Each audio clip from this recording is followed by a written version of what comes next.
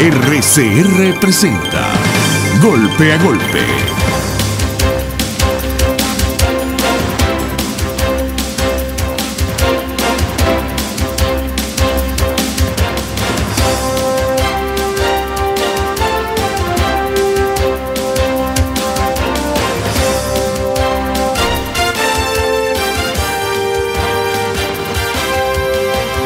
Buenos días. Martes 6 de noviembre de 2018. Estaremos trabajando para ustedes en la dirección general de la estación, Jaime Nestare, en la gerencia de producción, Willy Zarcaya, en la producción de este espacio, Jackson Vargas, Marilia García y Jessica Selgrán. En los controles estará César Arteaga y recuerden seguirnos en nuestras redes sociales por @RCR750 y vernos a través de rcr.tv, la radio que se ve golpe a golpe. Y bueno, tenemos una noticia con la que queremos comenzar, como estamos haciendo todos los días, que está relacionada con las publicaciones de Costa del Sol. Empezaron a pagar el bono de hogares de la patria. La noticia es así: comenzó el pago de bono hogares de la patria de noviembre, pero no alcanza ni para comprar un cartón de huevo. Están depositando un bono de 570 bolívares. De 360 bolívares para una familia de 2 integrantes, y eso significa que no alcanza ni para comprar un cartón de huevo. La otra noticia es una que salió, está relacionada con Juan Barreto. Juan Barreto ayer en una entrevista critica,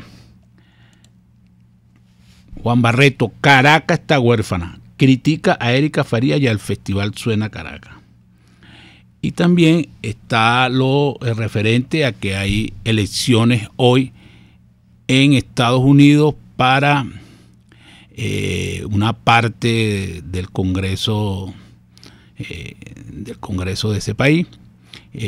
Creo que eligen 24 senadores, eligen una cantidad de gobernadores, hay varios procesos, pero lo han tomado los analistas como una especie de plebiscito a la gestión de Donald Trump para ver qué cantidad de curules pierde o gana con respecto a las elecciones que se están presentando allá en Estados Unidos, hoy martes 6 de noviembre. Y en línea tenemos al diputado de la Asamblea Nacional, Juan Pablo Juanipa. Él también es miembro de la Comisión de Política Interior. Y siempre se lo recordamos, él es gobernador electo en el estado Zulia, pero destituido por la Asamblea Nacional Constituyente al no juramentarse. Juan Pablo, buenos días, un placer saludarte. Buenos días, hermano, muchas gracias por el contacto y bueno, aquí estamos a la orden. Ajá, Juan Pablo, tú que eres miembro de la Comisión de Política Interior, queremos que nos digas qué va a hacer la Asamblea Nacional con respecto a la situación ocurrida en Amazonas, y que bueno, está directamente relacionada también con lo sucedido en el estado Bolívar, con lo que tiene que ver con las minas, porque en los dos casos aparece involucrado un grupo conocido como Ejército de Liberación Nacional de Colombia. Entonces queremos saber qué tienen planteado ustedes, tú como miembro de la Comisión de Política Interior. Sí, en efecto, mañana tenemos sesión de la Comisión de Política Interior. Vamos indudablemente a discutir el caso, pero sí te puedo adelantar una opinión personal. Yo creo que es público, es notorio, es comunicacional. En Venezuela incursiona sin ningún tipo de restricciones la guerrilla colombiana.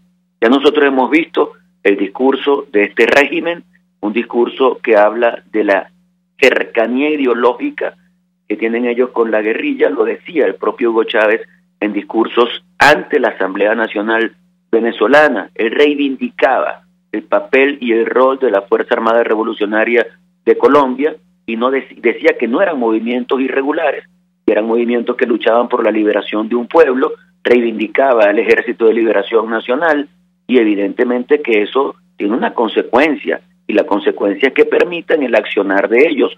Yo que estoy en el estado Zulia y que permanentemente estoy preocupado por la situación de mi estado, es impresionante saber que varios pueblos del Zulia están tomados totalmente por la guerrilla colombiana. Tú vas, por ejemplo, al sur del lago de Maracaibo y vas por el municipio de Jesús María Semprún, ahí está la población de Casigua al Cubo, está la población del Cruce. Al pasar el Río de Oro tú te consigues a La Pista, Tibú, que son poblaciones colombianas, pero te das cuenta que toda la población venezolana del Cruce está totalmente tomada por la guerrilla. Quien manda en ese sitio es la guerrilla colombiana, y así puedes seguir incursionando, puedes pasarte al municipio Catatumbo y puedes ir al municipio Colón, y en poblaciones de esos municipios también está la presencia muy fuerte, muy, yo diría que con actitud de mando de esa guerrilla colombiana. Por tanto, hay una realidad en Venezuela, y es que lamentablemente la Fuerza Armada Nacional ha sido desnaturalizada en sus funciones. Ahí está la Constitución venezolana, que claramente establece cuál es el rol de la Fuerza Armada Nacional, y dice claramente que el más importante de sus roles es la seguridad y defensa de la nación. Y si algo tiene que ver con la seguridad y defensa de la nación es la frontera venezolana. No hay frontera de Venezuela que no haya sido intervenida por el delito común, por el narcotráfico, por la guerrilla, por el paramilitarismo, sin que haya absolutamente ninguna acción contundente por parte del régimen de Nicolás Maduro, hasta el punto de que ellos tratan de ocultar las cosas. Y cuando han sucedido hechos como estos, ellos tratan de convertirlo en un hecho producto de la delincuencia común, o tratan de no decir las cosas como son, pero hay veces que no, a veces no pueden tapar la realidad, y es lo que ha pasado con este último caso de Amazonas. Así que yo creo que el llamado que nosotros debemos hacer a los integrantes de la Fuerza Armada Nacional es que ellos tienen la responsabilidad de retomar el papel que les corresponde, que ese papel es fundamental, que es el papel de seguridad y defensa de la nación. Lamentablemente ese rol lo han perdido por la politización de la Fuerza Armada, por la partidización de la Fuerza Armada, y porque la Fuerza Armada se ha convertido en un utility del régimen, y lamentablemente no cumple adecuadamente con su función.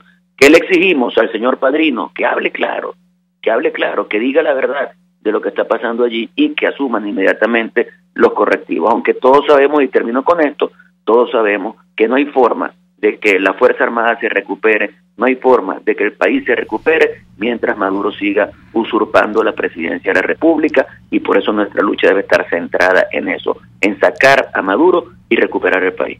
Ajá, estamos conversando con Juan Pablo Guanipa, diputado de la Asamblea Nacional por el Estado Zulia y miembro de la Comisión de Política Interior. A todo eso hay que agregar, Juan Pablo, que Sebastián Abarráez el 5 de noviembre publicó una columna donde habla del comandante Eliezer del ELN en el municipio Colón del Estado Zulia, que ya hace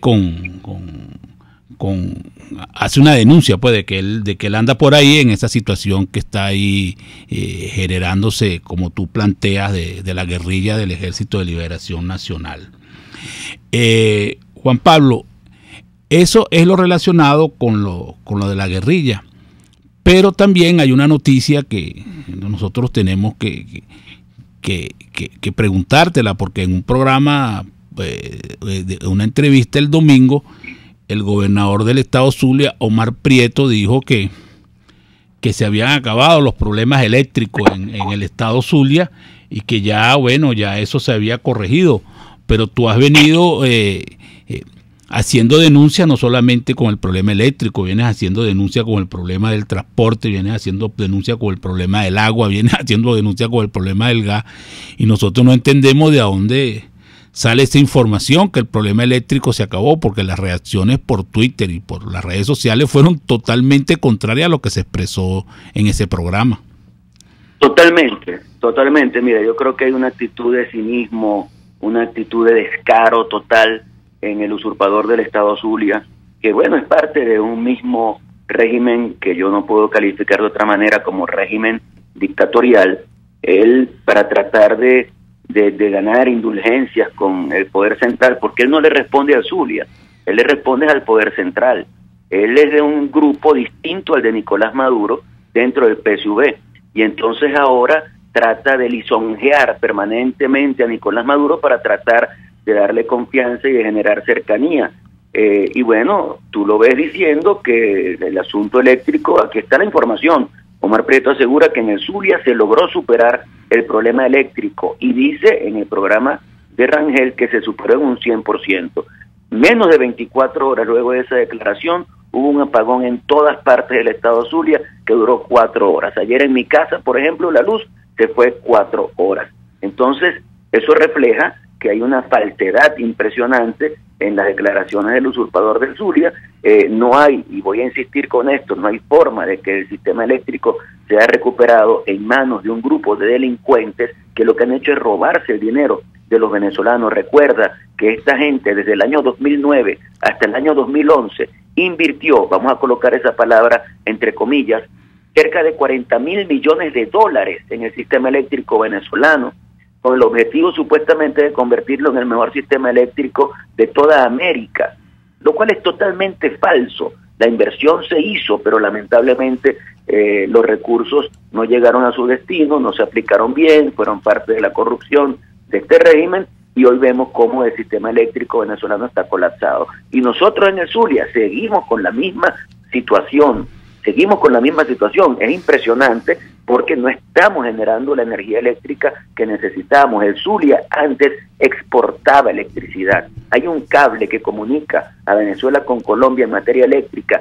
y ese cable siempre fue de electricidad que salía del Zulia y se vendía en Colombia. Hoy, lamentablemente, pareciera que el régimen estaría en la disposición de pedirle a Colombia, si hubiera un gobierno distinto al que tiene, que nos pasen electricidad de allá para acá, porque hemos perdido en generación de electricidad. Estamos en este momento generando aproximadamente el 20% de la demanda, y recuerda que la demanda en el Zulia se redujo casi a la mitad por toda la situación de crisis económica y social que vive el país. En el Zulia la demanda se redujo casi a la mitad, y reducida casi a la mitad estamos produciendo aproximadamente el 20% de esa demanda. Lo que quiere decir es que han destruido totalmente el sistema eléctrico y se atreven a ir a un programa de televisión a decir que todo está superado, que está resuelto totalmente, como si pensaran que la gente es tonta o que los apagones no los vamos a sentir o no los vamos a vivir. Definitivamente, y no solamente es el caso, hermano, de la electricidad.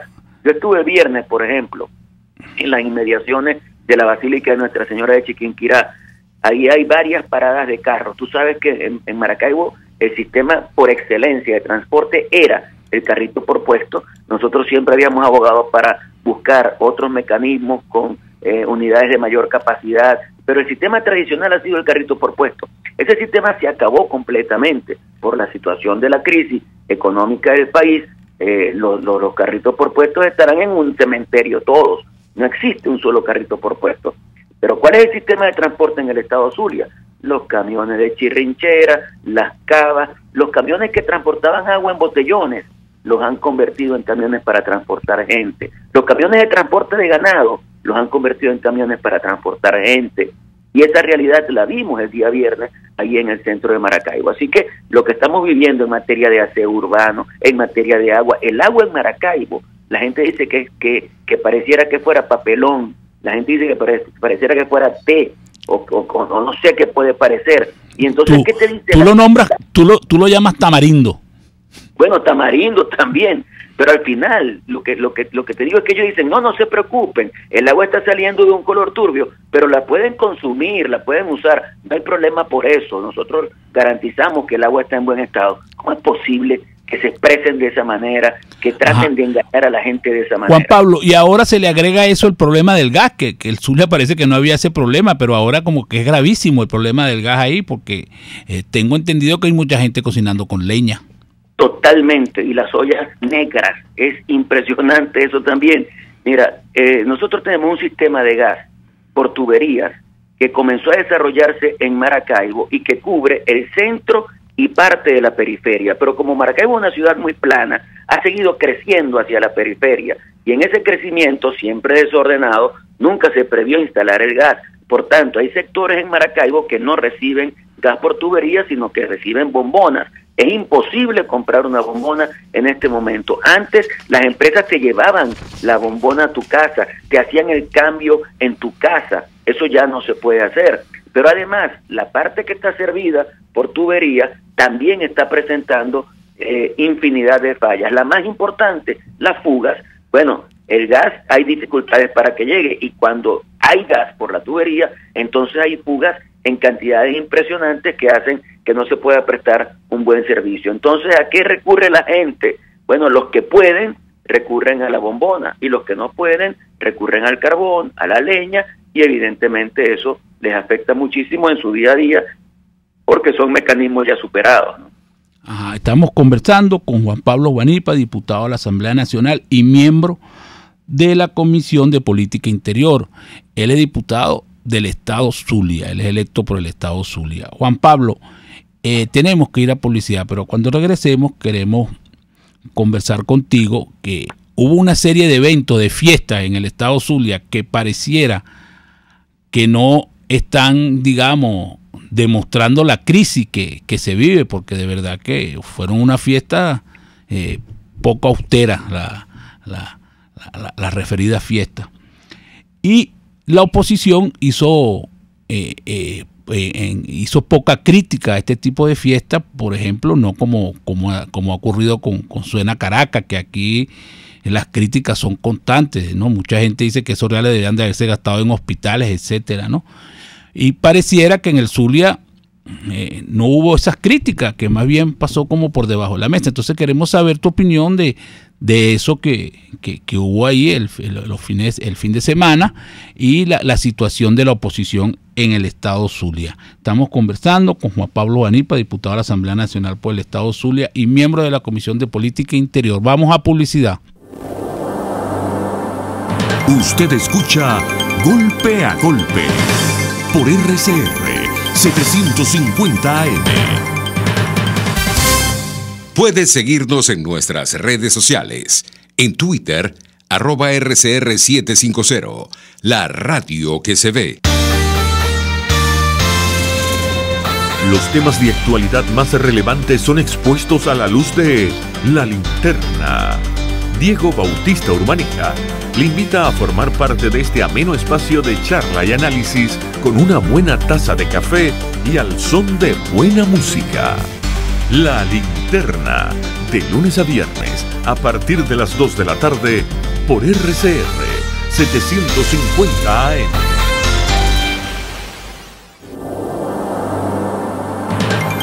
Una crónica de la actualidad. Golpe a golpe. Solo por RCR. Estamos de regreso en Golpe a Golpe. Estamos conversando con Juan Pablo Guanipa, diputado de la Asamblea Nacional por el Estado Zulia y miembro de la Comisión de Política Interior de la referida Asamblea Nacional.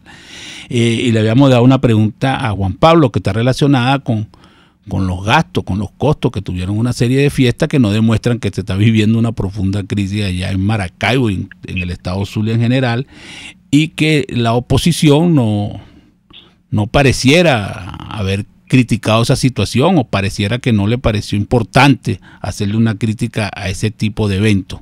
¿Qué opinión te merece eso, Juan Pablo? Sí, bueno, todos sabemos la profunda crisis que vive el país, todos sabemos que la gente clama, yo creo que los venezolanos, y bueno, particularmente me preguntas por los zulianos tienen hambre de comida, hermano, o sea, niños, jóvenes, adultos, abuelitos, pasando hambre, algunos hasta muriendo por hambre, gente que tiene hambre de salud, que no puede ir a un centro asistencial para tratar de proteger su salud porque sencillamente no hay insumos, los hospitales no tienen ningún tipo de posibilidad de atender a la gente, bueno, gente que tiene enfermedades crónicas y que muere porque sencillamente no es atendida o no se le puede dar su medicamento, y así podemos revisar todo lo que pasa en nuestro estado Zulia y en nuestro país. La gente tiene hambre de libertad, tiene hambre de posibilidades, de oportunidades, hambre de trabajo, de estudio, todo.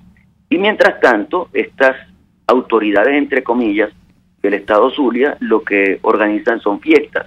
Sí hubo reclamos al respecto, pero yo creo que lo más importante fue la indiferencia del pueblo zuliano. Muy poca gente asistió a esas actividades, le dieron muy poca importancia a eso porque evidentemente todos sabemos la situación que estamos viviendo y la gente sabe que ni el país ni nuestro estado Zulia están en este momento para fiestas, pero esa es otra demostración del circo al que nos quieren llevar, mientras ellos mismos nos llevan a la destrucción, a la fatalidad, a la tragedia que significa este régimen de Nicolás Maduro. Ahora, Juan Pablo, eso que tú dices no significa que la población venezolana está pensando distinto a la dirigencia, porque la dirigencia opositora no termina de ponerse de acuerdo absolutamente en nada, Juan Pablo. Esa es la verdad. O sea, el hecho de que haya voceros como tú y otros que están constantemente criticando y tratando de que la gente entienda lo que está sucediendo, no significa que los partidos de oposición en su conjunto estén coordinados, porque lo que tú no acabas de decir es que la población zulana está descontenta con lo que realizaron allá las gobernaciones y las alcaldías pertenecientes al chavismo, y otra cosa es lo que piensa la dirigencia, porque pareciera que es imposible que se pongan de acuerdo ni siquiera en los estados la dirigencia opositora. ¿A qué crees tú que se debe eso? Mira, yo creo que sí estamos de acuerdo en algo. Yo creo que toda la oposición venezolana y la mayoría de este país está de acuerdo en que tenemos que salir de Nicolás Maduro. Hay diferencias en cuanto a cómo ver esa posibilidad, a cómo tramitarla, el cómo pareciera que puede ser una diferencia, aunque yo soy de los que piensa que si de verdad revisamos cada una de las posturas, podemos conseguir posiciones coincidentes. Por ejemplo, hay gente que dice que tenemos que sentarnos a negociar, a dialogar con el régimen en este momento. Otros decimos no, tenemos que generar presión, y al generar presión, conjuntamente con la presión política, social, institucional, internacional, lograr entonces poner entre la espada y la pared al régimen, y ahí sí sentarnos a negociar. Es decir, que no negamos la negociación, pero la negociación la vemos como una oportunidad para darle garantías a Maduro para que se vaya para el carrizo. Eso es lo que queremos los venezolanos, y yo siento que cuando eso pase, la gente va a respirar con más tranquilidad. Aunque sigamos por unos días viviendo en la situación que vivimos, la gente va a sentir que tenemos la esperanza de salir de esto. Así que yo creo que al final las dos posiciones pueden encontrarse en la necesidad de ejercer presión, y que cuando la presión esté en su mejor momento, porque la estrategia también tiene que ver con los momentos. Yo puedo pensar que nosotros tenemos que negociar, pero si no lo hago en el momento adecuado, entonces puedo perder esa negociación. Cuando estemos listos para eso, muy bien, la negociación se hará, pero no para que Maduro se mantenga en el poder, sino para que se vaya definitivamente, que es lo que aspira la gran mayoría del pueblo venezolano. Así que creo que en eso sí podríamos ponernos de acuerdo. Sí, porque uno te plantea esto, Juan Pablo, porque con los hechos ocurridos en Amazonas debió haber existido una vocería única de la oposición haciendo un reclamo sobre la muerte de esos muchachos, de esos guardias nacionales. Y bueno, salió por parte, pues ustedes sacaron un comunicado, después Voluntad Popular saca otro, hay unos partidos que todavía no han dicho nada, ¿no? Pero son como problemas de todo el país, y pareciera que ahí la dirigencia de la oposición no logra ponerse de acuerdo en eso. O sea, no tiene una coordinación por lo menos para esos grandes eventos, que es lo que pareciera reclamarle la gente de la base a los dirigentes de oposición. Sí, es cierto, no hay una voz que unifique a toda la oposición venezolana. Como te digo, tenemos unidad de propósito, pero hay diferencias en cuanto a la conducción y en cuanto al cómo. Algunos en algún momento propusieron que hiciéramos una elección para elegir un líder de la oposición venezolana. Esa idea no cuajó, y mientras tanto hay que ir haciendo esfuerzos. Nosotros los estamos haciendo, esfuerzos para encontrarnos con gente que definitivamente piensa como nosotros en cuanto a lo que tenemos que hacer en favor de lograr que el país salga de esto, y yo creo que eso nos puede ayudar a ir generando toda esa presión necesaria para poder ir saliendo de todo esto. Indudablemente, en la oposición venezolana hay un rechazo unánime a lo que sucedió, no solamente a lo que sucedió en Amazonas, sino al tratamiento que le da el régimen a esa realidad. Yo creo que ahí hay una responsabilidad importante del señor Maduro al impedir que la Fuerza Armada cumpla con el objetivo que está planteado para ellas en la Constitución venezolana. Lamentablemente, la Fuerza Armada ha sido desnaturalizada, primero por Chávez y luego por Maduro. Tú planteas que las Fuerzas Armadas Nacionales descuidaron la frontera y que deben retomar sus funciones. Tú hiciste un pronunciamiento sobre eso.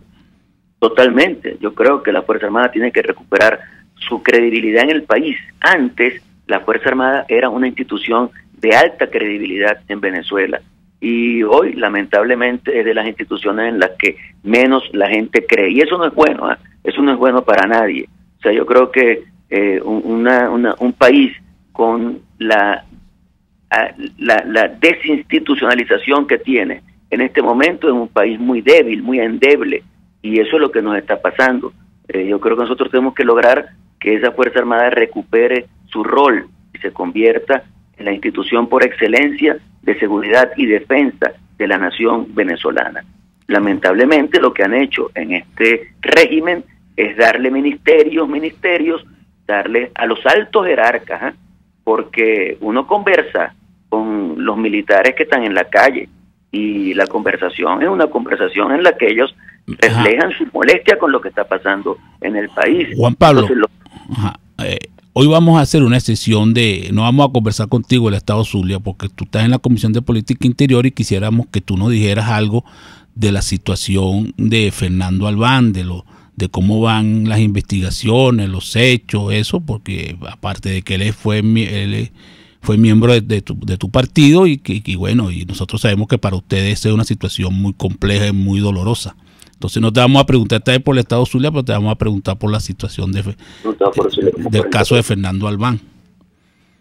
Mira, el caso de Fernando es un caso más de todos los que han muerto en la lucha por la libertad en Venezuela.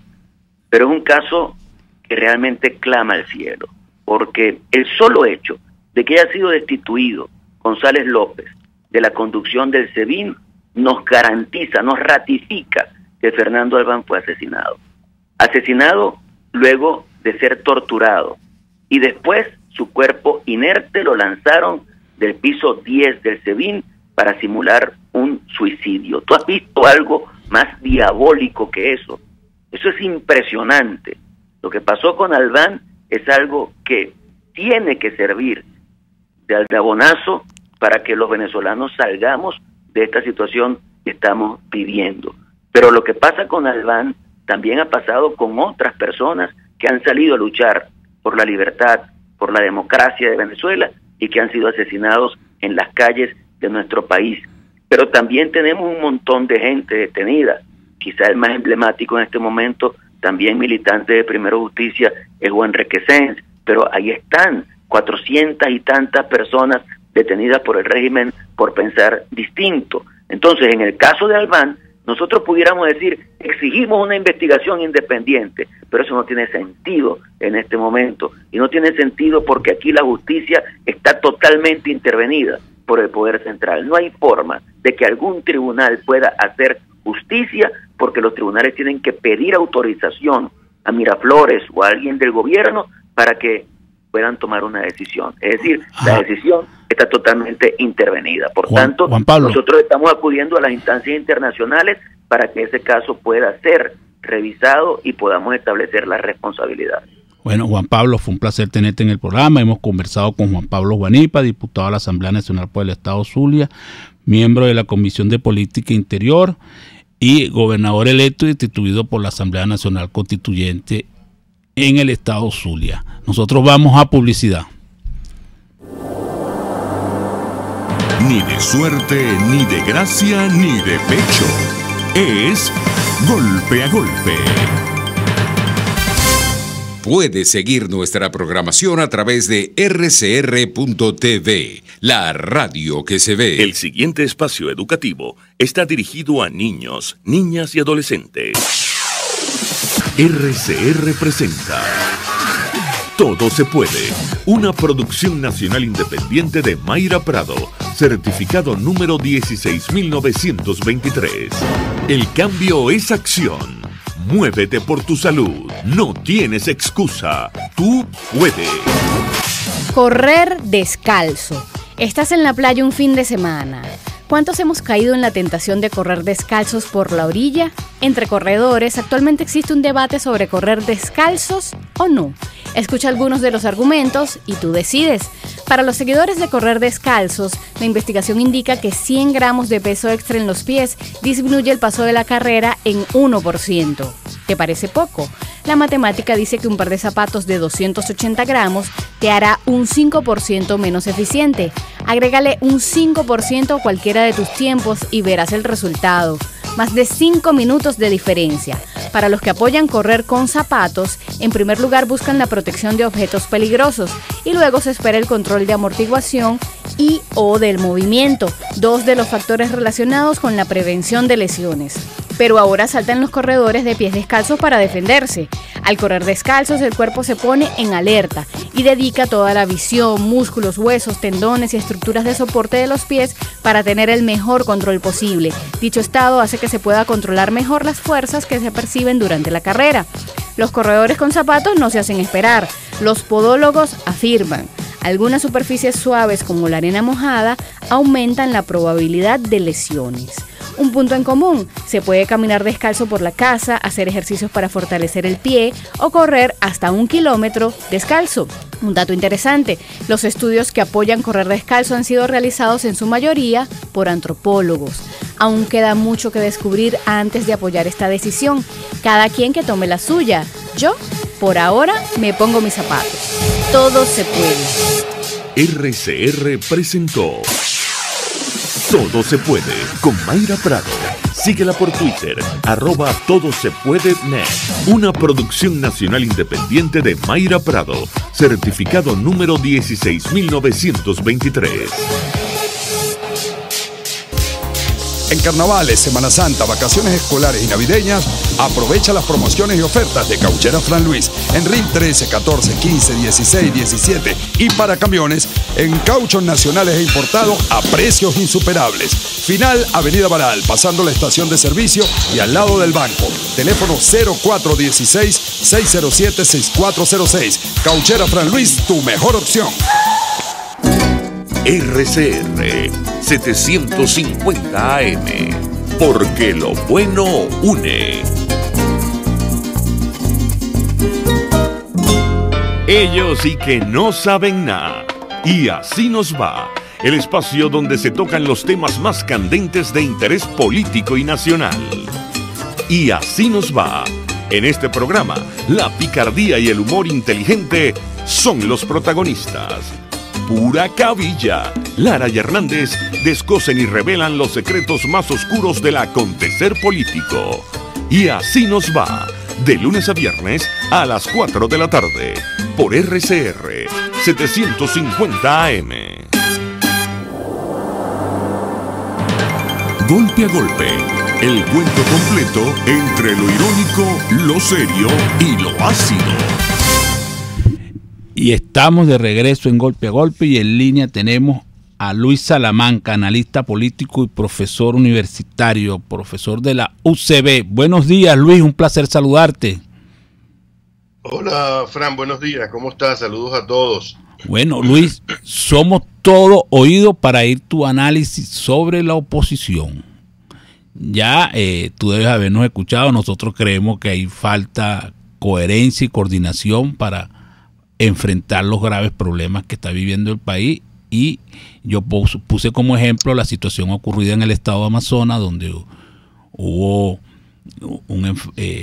3 guardias nacionales bolivarianos jóvenes muertos por parte del Ejército de Liberación Nacional, porque así lo está confirmando el gobierno de Colombia, y no hubo, ante un evento tan complejo, no hubo una respuesta por parte de la oposición en conjunto, sino que ha salido, como se dice, por gota, pues.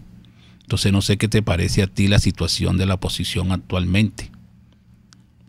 Bueno, mira, Fran, para nadie es un secreto que desde el año 2017 la oposición mayoritaria venezolana, y aquí hay que hacer siempre una distinción entre los distintos sectores de la oposición. Hay una oposición que yo llamo mayoritaria, que era la que se expresaba a través de la Mesa de Unidad Democrática, y hay una oposición, digamos, más que también actúa, que tiene cierta presencia y que ha venido tomando, digamos, o tratando de tomar la dirección política de los opositores sin éxito, ¿no? Hay que recordar las elecciones del 20 de mayo, donde no participó la oposición mayoritaria, y participó Falcón sin éxito, que era previsible. Eso lo hablamos antes de las elecciones, que no podía, digamos, lograr el objetivo más importante. De tal manera que esa oposición mayoritaria y todas las oposiciones están en una situación realmente, digamos, fragmentada, ¿no? O sea, tú ves que cada día hay más división, allí se aplica el término balcanización, o sea, como una suerte de pequeños archipiélagos que propia y que trata cada uno de hacer su trabajo, porque evidentemente los partidos que conformaban la Mesa de la Unidad están haciendo un trabajo, o los sectores que se enfrentaron en la Mesa de la Unidad, cada quien está haciendo su trabajo, pero lo está haciendo cada quien por su lado, ¿no? Entonces, obviamente, eso ha hecho que se facilite la estrategia del gobierno, la situación que tiene la posición mayoritaria en este momento. No hay que olvidar que Maduro ilegalizó a la Mesa del porque era una necesidad de Maduro ilegalizar a la Mesa de la Unidad, porque la Mesa de la Unidad era la que le podía desafiar, incluso derrotar en unas elecciones democráticas con un candidato unitario. Entonces, entre la acción del gobierno, que ha sido muy autoritaria, dirigida digamos, legalmente a la oposición y actuar sin oposición, hacer elecciones sin oposición, entre eso y la propia actuación de la oposición que se enredó en sus problemas internos, en las apetencias de poder interno, tenemos este cuadro ahorita en el que un país que está en condiciones de cambiar objetivamente, porque tiene tantos problemas que esto debería haber producido algún cambio, bueno, no lo consigue porque no tiene un sujeto político, ¿verdad?, que asuma con toda la potencia, con todo trabajo de provocar el cambio. Lo que ve son a los distintos sectores que forman a la oposición dispersos por aquí y por allá, sin dar una clara orientación al país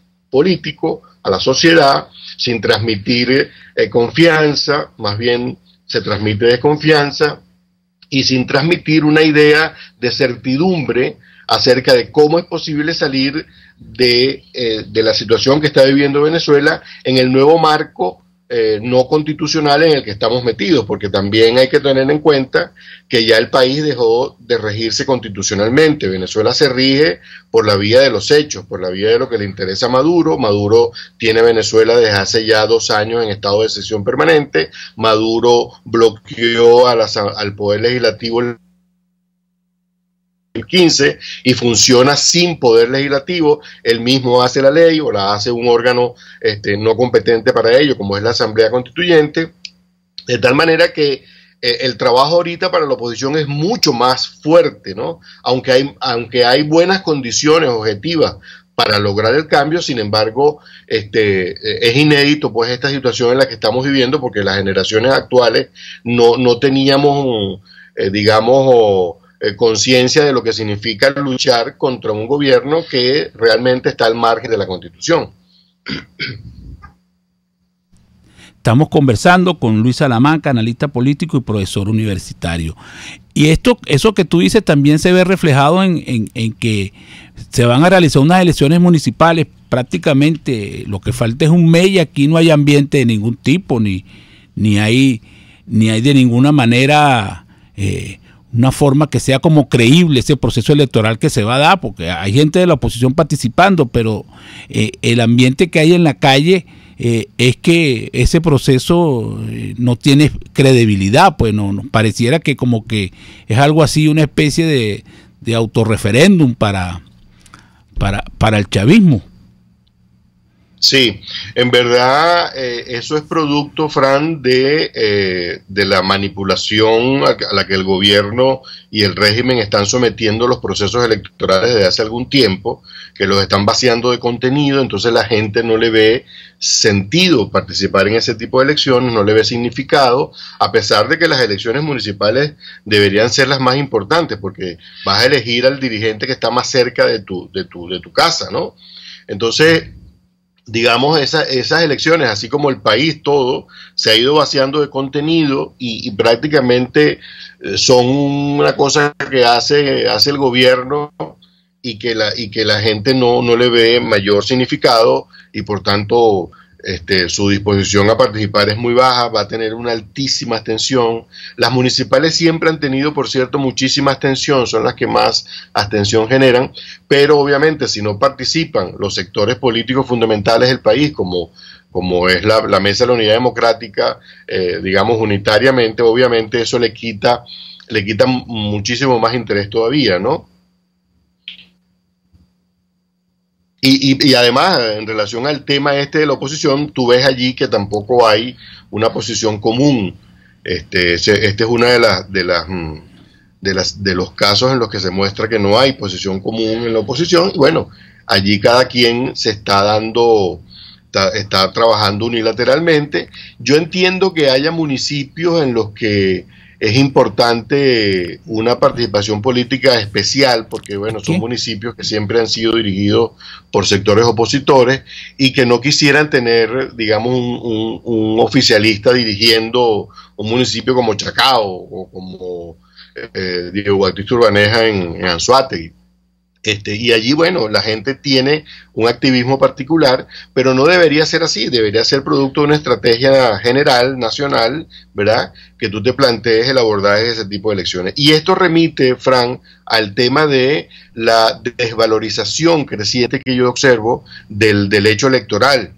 Es decir, es cierto que el gobierno ha venido vaciando de contenido democrático al sufragio, pero también es cierto que nosotros como ciudadanos, como venezolanos, debemos saber que las elecciones son el mecanismo pacífico por excelencia, menos costoso y más efectivo para producir cambios.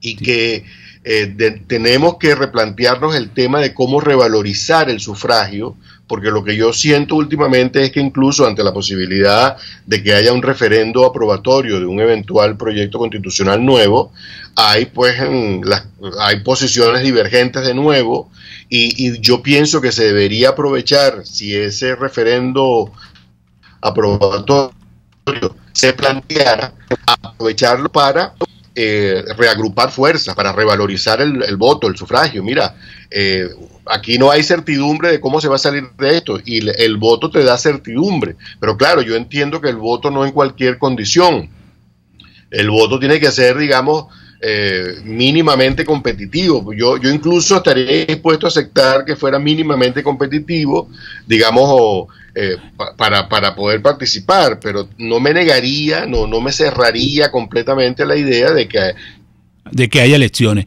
Electorales, hay que plantearse una estrategia. Luis, por razones de tiempo tenemos que despedirte. Hemos tenido un poco de inconveniente con la comunicación, va y viene, vale. Está complicado, ya sabemos cómo están las cosas, pero queremos agradecerte que hayas participado con nosotros y bueno, seguiremos conversando contigo en otra oportunidad. Hemos conversado con Luis Salamanca, analista político y profesor universitario. Nosotros vamos a publicidad. Usted escucha Golpe a Golpe por RCR 750 AM. Sintonícenos a través de Periscope, @RCR750, la radio que se ve. En la Semana de la Libertad, con motivo de la caída del muro de Berlín, se dice Libertad tendrá el lunes 5 a las 9 de la mañana el foro La hiperinflación y cómo afecta a los ciudadanos. El martes 6 tendremos en la Sala Cabrujas el videoforo La vida de los otros. Y el viernes tendremos el 9 en la mañana, que es el día que se conmemora la caída del muro de Berlín, un conversatorio online con los profesores Rafael Arraiz Luca, Pedro Benítez y Trino Márquez, moderados por Carlos Blon, para conmemorar esta fecha tan significativa en el mundo entero. Usted puede ver toda la programación a través de @cedice y por cedice.org.be. Los invitamos cordialmente a que participen. Las lesiones articulares o musculares son más frecuentes de lo que piensas. La Unidad de Cirugía Articular y Medicina Deportiva, Haroldo Macareño y Guillermo Rangel, cuenta con el mejor equipo de traumatólogos reconocidos por la Sociedad Norteamericana de Artroscopia. Ubícalos en la Policlínica Metropolitana o al 0414-305-8176. Superactulación es nuestro compromiso. En RCR somos vanguardia. Toda la programación de tu RCR también la puedes seguir a través de la internet. Audio y video en tiempo real. Noticias y mucho más. No te pierdas ni un segundo de nuestra programación. No hay excusa ni cadena que valga para que dejes de escucharnos. Ingresa a rcr.tv, la radio que se ve.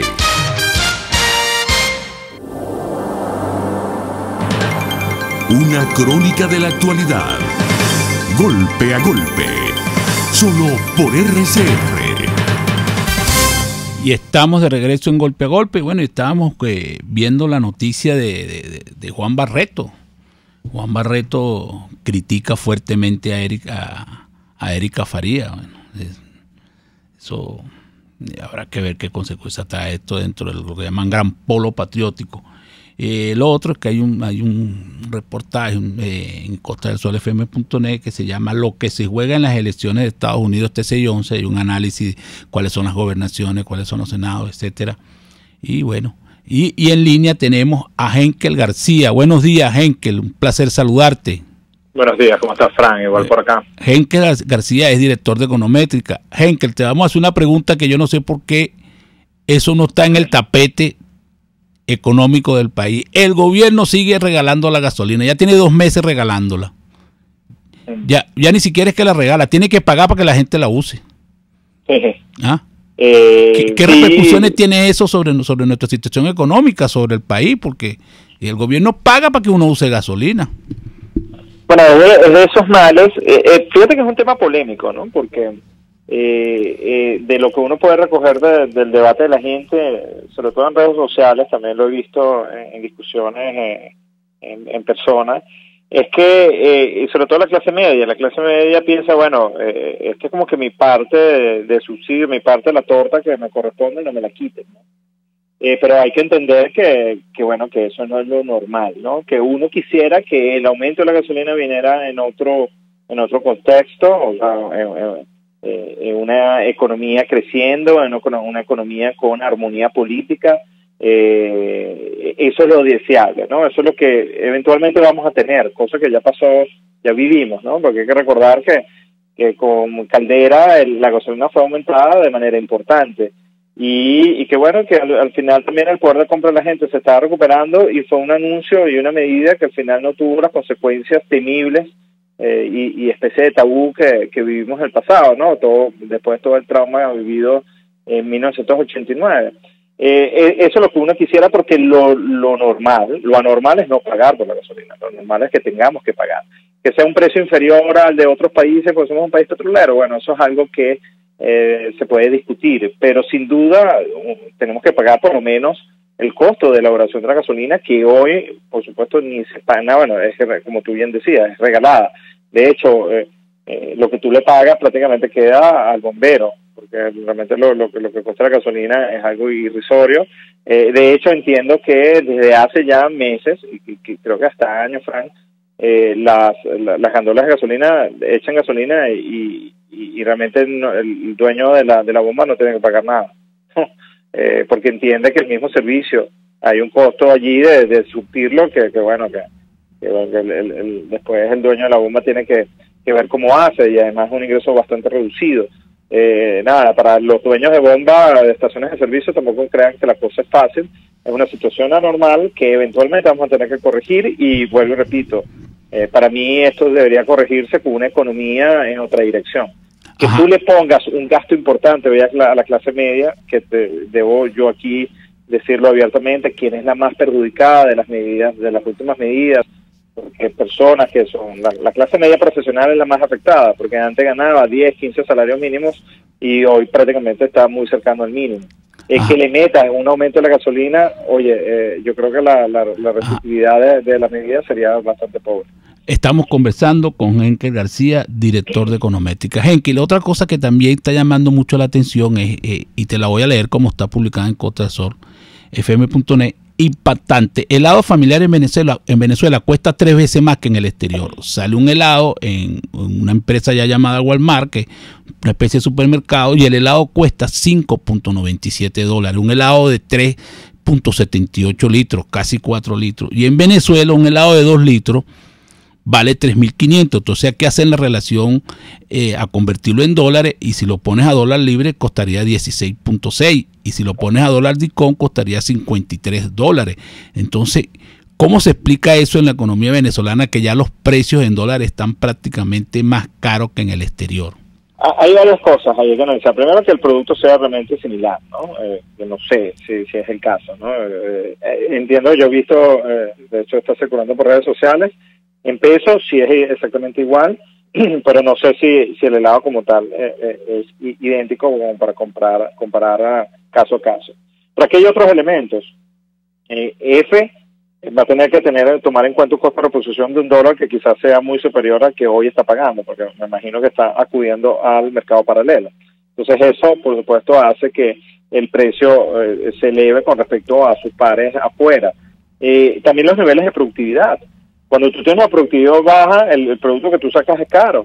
Y los índices de productividad en Venezuela están en el suelo. O sea, a mí no me hace tanto ruido, sí es algo particular que llama la atención.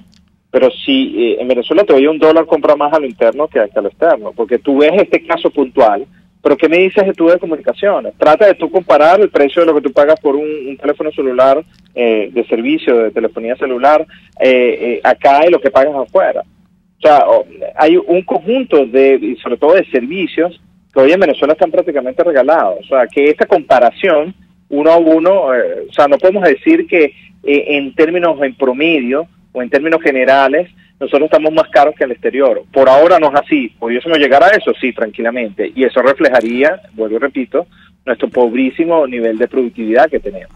No, Helke, porque eso que estamos hablando es, bueno, por ejemplo, lo que son las comunicaciones, la gasolina, es verdad, pero la situación que tiene la economía venezolana está tan distorsionada que bueno, tú ves claro, esas cosas que tú dices, pues, ¿no? Claro. Pero yo me voy a enfocar solamente en la parte de productividad, porque cuando la gente creo que no está muy consciente de ello. Yo creo que sí lo sospecha, pero hay que destacarlo para que la gente termine de convencerse cuando lo oiga. Venezuela va a cambiar, como no tienes idea, cuando la productividad y la producción en Venezuela empieza a elevarse, cosas que pasa cuando haya un cambio radical en llevar a la economía y que quizás venga de la mano también con un cambio político. Eso va a ocurrir, la gente se va a sorprender. Te lo voy a poner así con un claro ejemplo, que Venezuela no estaba tan crítica como en ese momento, pero son casos que pudiesen compararse. Cuando se levantó el control de cambio de Caldera, que se levantaron todos los controles, se abrió la economía, vino el plan de apertura petrolera, unos años después se aumentó la gasolina, quien ganaba ingreso mínimo, que no había control porque lo se acaba de desmontar, pero apenas se desmontó el control de cambio, quien ganaba ingreso mínimo, hablando de salario mínimo más bono de alimentación, iba a cualquier casa de cambio y cambiaba su ingreso por $75. 4 años después, esa misma persona que ganaba o que ganase en su momento ingreso mínimo pudo haber ido a una casa de cambio, a un banco, y cambiar por ese ingreso que percibió ese mes $570. O sea, para que veas el brinco que tiene una economía cuando realmente empiezas a hacer las cosas bien, te abres, tienes una economía de mercado que no necesariamente es regulada, o sea, que debe tener reglas de juego claras. Pero cuando tienes ese escenario, la productividad crece, explota, y también pasa lo mismo con el poder de compra del salario de la gente. Entonces, esa es la Venezuela que tenemos que apuntar, obviamente. La Venezuela que hoy vivimos anormal, no es una economía sana, y vamos a ver cosas como las que estás describiendo, no solamente esta, la vamos a ver en una cantidad importante de productos. Bueno, Henkel, por razones de tiempo tenemos que despedirte. Fue un placer tenerte en el programa. Hemos conversado con Henkel García, director de Econométrica, y será hasta mañana. RCR presentó Golpe a Golpe. Para cualquier comentario o sugerencia, escriba a golpeagolpe@rcr.com.pe. RCR 750 AM, porque lo bueno une. El siguiente espacio educativo está dirigido a niños, niñas y adolescentes. Este programa es presentado por Galletas María Puig. RCR presenta Una Tierra Azul, esa pequeña roca suspendida en el espacio en la cual vivimos. Una producción nacional independiente de Jimmy Stone Reverón, certificado 18804. Uno de los más efectivos somníferos que existen